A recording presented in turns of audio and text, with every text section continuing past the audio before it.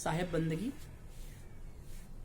आज की साखी है, आपा तजे हरि भजे, नक्सिक तजे विकार, सब जीवन से निर्भय रहे, साधु मता है सार।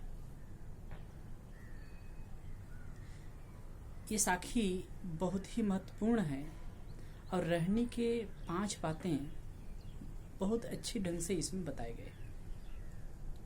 इसमें एक कहानी गढ़ी जाती है, कही जाती है। कोई जिज्ञासु आया सदगुरु कबीर साहब के पास में और बड़ी विनम्रता से नमस्कार करके साहब से पूछा कि साहब जी, जीवन में सुखी कैसे रहें, जीवन में प्रसन्न कैसे रहें, जीवन में आनंदित कैसे रहें। तो साहब ने अपने ढंग से कहा, भैया साधु मत के अनुसार अगर जीवन जियोगे, निष्काम और निर्माण होकर जीवन जियोगे तो सुखी रहोगे। तो उसने फिर से प्रश्न पूछा कि गुरुदेव, आप निष्काम और निर्माण होने की बात करते हैं, साधु मत से रहने की बात करते हैं, तो साधु मत में कैसे रहा जाए? तो कबीर साहब ने कहा कि सभी जीवों के प्रति निर्वैरत्व का भाव रखने पर, सभी जीवों से निर्वैरत्व का भाव रखने पर ये आएगा, निर्माण और निष्काम हो सकेंगे। हम जितना कामनाबद्ध होते हैं उतना ही हिंसक होते हैं, उतने ही बैरी होते हैं, और जितने निष्काम होते हैं उतने ही हमारी दृष्टि समता की ओर जाती है। तो जो आगंतुक था उसने पुनः पूछा कि गुरुदेव, आप निर्वैरत्व की भाव की बात करते हैं, निर्वैरत्व लाने की बात करते हैं, तो निर्वैरत्व कैसे जीवन में आए? तो कबीर साहब ने कहा कि भाई, नख से शिखा तक सभी विकारों को छोड़ देने पर, नख से शिखा तक सारे विकारों को छोड़ देने पर ही निर्वैरत्व का भाव आएगा। हम विकार ग्रस्त होंगे तो हम प्राणियों के प्रति बैर कैसे छोड़ पाएंगे? अन्य के प्रति हमारा बैर कैसे टूटेगा? नहीं टूट सकता। तो उस आगंतुक ने फिर से हाथ जोड़ करके कहा कि गुरुदेव, विकारों को हम कैसे छोड़ें? नख से शिख तक के जो विकार हैं उनको हम कैसे परित्याग करें? तो कबीर साहब ने कहा, भैया हरि भजन करो, हरि भजन करने से नख से शिखा तक के विकार छूट जाएगा।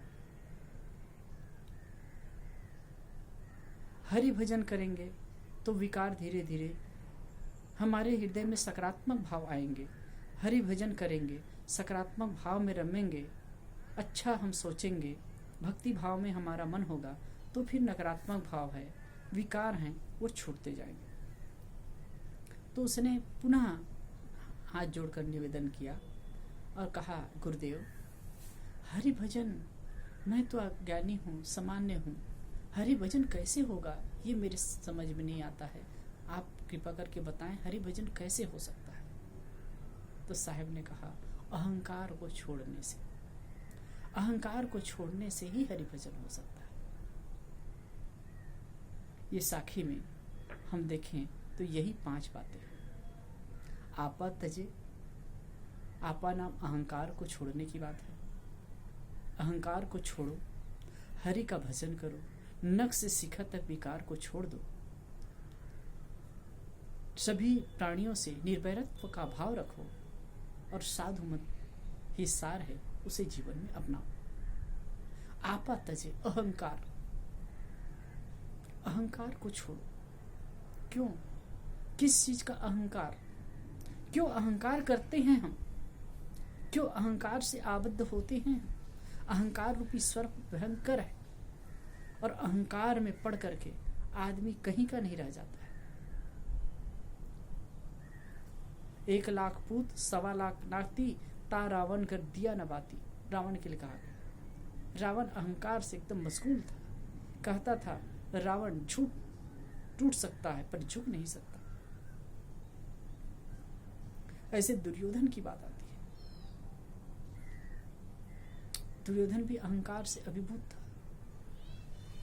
कहा कि 1 इंच जमीन सुई के नोक के अग्र बराबर भी जमीन में पांडवों को नहीं दे सकता। और ये अहंकार उसे कहां ले गया, कहां ले जाकर पटक दिया। आप सब हम जानते हैं, अगर ये कथानक, यदि ये घटना सही है तो कितना द्रावक स्थिति होती है। अब यदि ये कहानी है, महाकाव्य है, तो भी इससे हमको प्रेरणा लेनी चाहिए। अहंकारी आदमी कहीं का नहीं था। किसका हम अहंकार करते हैं? ये शरीर का। सुंदर है, बलवान है, रूपवान है, जवान है, कितने दिन का। धीरे धीरे धीरे धीरे धीरे धीरे खिसता जाता है, धीरे धीरे धीरे धीरे खसकता जा रहा है, धीरे धीरे धीरे धीरे मिटता जा रहा है, क्षण क्षण नित्य प्रति ये मर रहा है।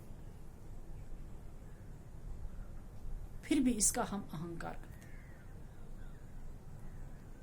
हंता मैं सब ही पड़े, हंता देखे साध, हंता ते न्यारा रहे गुरुमुख दृष्टि अबाध। हंता में सभी, अहंकार में सब पड़े, किसी न किसी प्रकार के अहंकार से अभिभूत है। और अहंकार है तो नाना प्रकार के दुख भी, नाना प्रकार की परेशानी भी आपत तजे। इसलिए साहब कहते अहंकार को छोड़ो। दूसरी बात है हरि भजन। अहंकार को छोड़ो, हरि भजन। सब जो भी सद्गुण हैं एक दूसरे के साथ जुड़े। साहिब इसमें कह रहे अहंकार को छोड़ो और हरि को भजो। दोनों एक दूसरे के पूरक हैं। यदि हम हरि भजन करने लगे तो अहंकार छूटेगा, अहंकार छूटने लगे तो हरि भजन होने लगेगा। हरि भजन, हरि भजन क्या है साहब? हरि एक बाहर का हरि है, एक अंदर का हरि। निर्गुण हरि और सगुण हरि की चर्चा की। सगुण हरि बाहर जो भगवत रूप प्राणी जगत है वो सगुण हरि। निर्गुण हरि अपनी आत्मा है। इसलिए कबीर साहब ने एक जगह कहा है, सरगुण की करी सेवा, निर्गुण का करो ज्ञान, सरगुण निर्गुण से परे तहां हमारा ध्यान। सगुण की सेवा करो, निर्गुण का ज्ञान प्राप्त करो, और ध्यान सगुण इस निर्गुण से ऊपर की स्थिति है।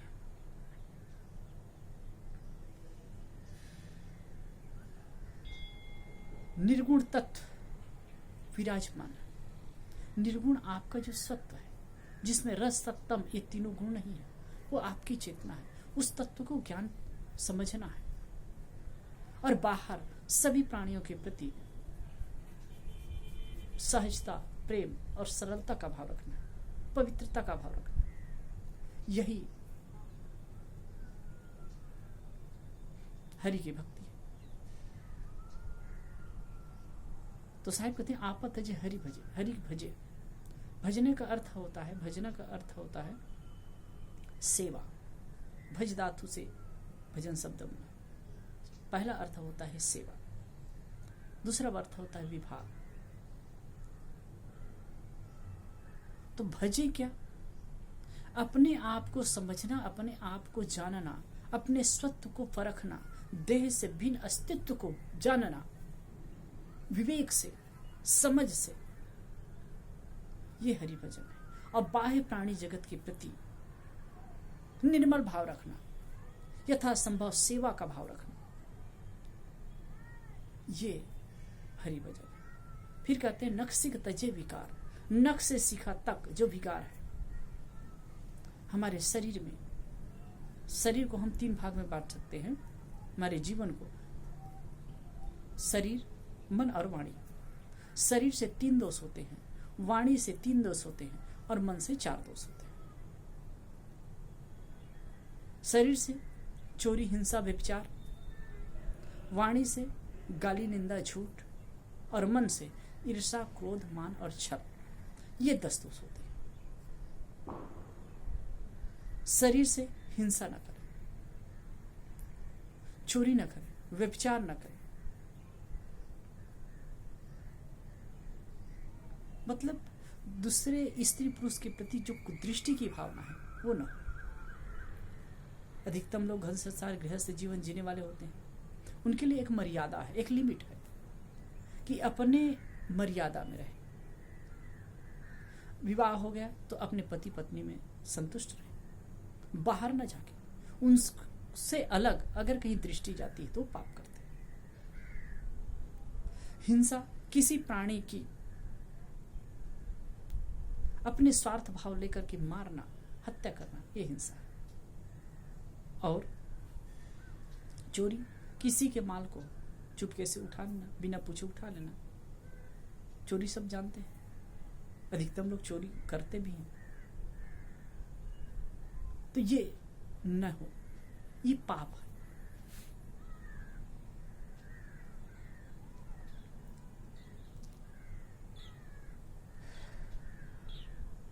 और वाणी का दोष है, गाली, निंदा, झूठ। गाली देना यह भी पाप है। जो आदमी गाली देता हो उसकी मनस्थिति कैसी होती है, उनकी मनोदशा कैसी होती है। इतना दीनहीन दुखी आदमी हो। दुखी आदमी ही दूसरे को गाली दे सकता है। सुखी, संतुष्ट और प्रसन्न व्यक्ति किसी को गाली नहीं दे सकता। कोई हंसता हुआ व्यक्ति है, वो किसी को गाली कैसे देगा? कितना दुखी और पीड़ित होगा अंदर से, कितना संतापित है वो, उसी दुख को वो बाहर निकाल रहा है। तो दुख, गाली देना पाप का लक्षण, निंदा करना पाप का लक्षण। हम किसी के दोष को देखते हैं तो उसे बोलने में, उसको बताने में बड़ा हम चाव लेते हैं, बहादुरी दिखाते हैं। निंदा करना भी पाप है, क्योंकि हम किसी की निंदा करते हैं तो उसके पाप को मानो हम अपने सिर पर लेते हैं। और अद्भुत बात है, मनुष्य की प्रकृति ऐसी है कि दूसरे की निंदा, चुगली की बात को सुन करके बड़ा मौज लेता है। वो सत्संग, ज्ञान, ध्यान की बात हो, अच्छे सद्गुण सदाचार की बात हो, कोई कथा कीर्तन हो, उसमें उतना रस नहीं लेगा, पर निंदा चुगली की बातों में बड़ा काम देता है। अब ये पाप है। झूठ बोलना भी पाप है। सदगुरु कबीर ने कहा है, सांझ बराबर तप नहीं, झूठ बराबर पाप। जाके हृदय सांझ है, ताके हृदय आप। सत्य के समान तपस्या नहीं और झूठ के समान पाप नहीं।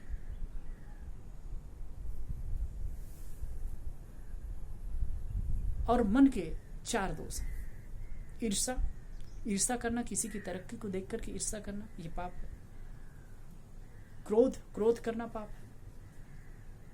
क्रोधी आदमी तो दुखी होता ही। क्रोध करके आदमी अपने आप को, तन मन सबको बिगाड़ता है, अपने वातावरण को दूषित करता है, प्रदूषित करता है, अपने लिए नरक और दूसरों के लिए भी नरक करता है। इसलिए क्रोध पाप। मान, अभिमान की चर्चा आ गई है। और छल करना। तो ये शरीर के, जीवन के 10 दोष हैं। साहब कहते हैं, नख से शिखा तक विकारों को छोड़ दो, सब जीवन से निर्वैर रहे, साधु मता है सार। सभी जीवों से निर्वैरत्व का भाव रखें। जिनके जीवन में अहंकार न होगा, जिनके जीवन में कामना न होगा, जिनके जीवन में आसक्ति न होगी, जिनके जीवन में विकार न होगा, जो हरि भजन में लगा है, जो भगवत भजन में लगा हुआ है, वो किसी प्राणी की हत्या कैसे कर सकता है? किसी को कष्ट कैसे पहुंचा सकता है? किसी को पीड़ा कैसे दे सकता है? अपने स्वार्थ के लिए, अपनी कामना के लिए, अपनी इच्छा पूर्ति के लिए किसी को पीड़ित कैसे करेगा? साहब कहते हैं, निर्भयत्व का भाव रखो। ये चौथा सद्गुण, निर्भयत्व का भाव रखने से। योग दर्शन में कहा है, अहिंसा प्रतिष्ठायाम तत्सन्निधो वय त्याग। अहिंसा की प्रतिष्ठा होने पर, अहिंसा की जीवन में अगर पूर्ण प्रतिष्ठा हो जाए तो अन्य प्राणी भी वैर त्याग देते हैं। हमारा जो मन है अहिंसा के भाव से पूर्ण हो जाता है तो मन निर्भय हो जाता है। हम कहीं भी जाते हैं निर्भय होता है, निश्चिंत, भले कोई कैसा भी, लेकिन हमारे मन में निर्भयत्व का भाव है, वैर नहीं है। तो ये बहुत बड़ी साधना है, बहुत बड़ी भक्ति है। और निर्भय रह करके ही हम निर्भय भी हो सकते हैं। निर्भय रह करके ही हम शांत मन के मालिक हो सकते हैं।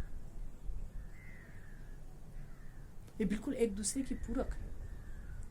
हम किसी के साथ में बैर करके संतुष्ट और सुखी नहीं हो सकते, शांत और तृप्त नहीं हो सकते। यदि हम किसी से बैर करते हैं तो सामने वाला भी बैर करे। बैर से बैर बढ़ता है। महात्मा बुद्ध ने कहा बैर से बैर बढ़ता है, अबैर से ही बैर घटता है। हम जितना बैर किसी के प्रति बैर का भाव रखेंगे, जितना भावना रखेंगे, जितनी भावना रखेंगे, उतना ही वो बढ़ता जाएगा। इसलिए निर्वैरत्व का भाव रखें। किससे बैर साहब? कौन हमारा दुश्मन है? कौन हमारा शत्रु है? सबसे बड़ा शत्रु तो हमारे अंदर ही है। हमारे विकार, उनके प्रति बैर नहीं, उनके प्रति लगाव है, उनके प्रति चिपकाहट है, और दूसरे को हम बैर मानते हैं। वैसे बाहर जो कुछ भी होता है हमारे मन की भावना का ही प्रतिबिंब है, प्रत्यारोपण है। अंत में कहते हैं साधुमता है सार। साधुमत निर्वाण भाव, निष्काम भाव, निष्प्रेय होकर के जीना। जो निर्माण होगा, निष्प्रेय होगा, निष्काम होगा, वही तो सुखी हो सकता है। उसी के जीवन में सुख साम्राज्य की वृद्धि हो सकती है। वही संतुष्ट और सुखी हो सकता है। और कौन है? और कौन है सुखी इस जीवन में? जिसके जीवन में कामना नहीं, कामनाहीन मनुष्य, निष्काम मनुष्य। निष्कामता में ही सुख है, निष्कामता में ही तृप्ति है, निष्कामता में ही परम आनंद है। संतोष संतोष सुख है, रहो तो हृदय जुड़ाए। कबीर साहब ने कहा संतोष संतोष में ही सुख है, और रहोगे तो हृदय ठंडा हो जाएगा, शीतल हो जाएगा। तो इसमें रहने के पंचामृत की बात कही गई है। अहंकार को छोड़ो, हरि का भजन करो, नख से शिखा तक विकारों का परित्याग कर दो, सभी जीवों से निर्वैरत्व का भाव रखो, और साधु मत के अनुसार जीवन जियो। अगर इन 5 बातों को हम जीवन में अपनाते हैं तो हमारे जीवन में सुकून, शांति, तृप्ति, आनंद जो कहिए वो हो जाएगा। साहेब बंदगी।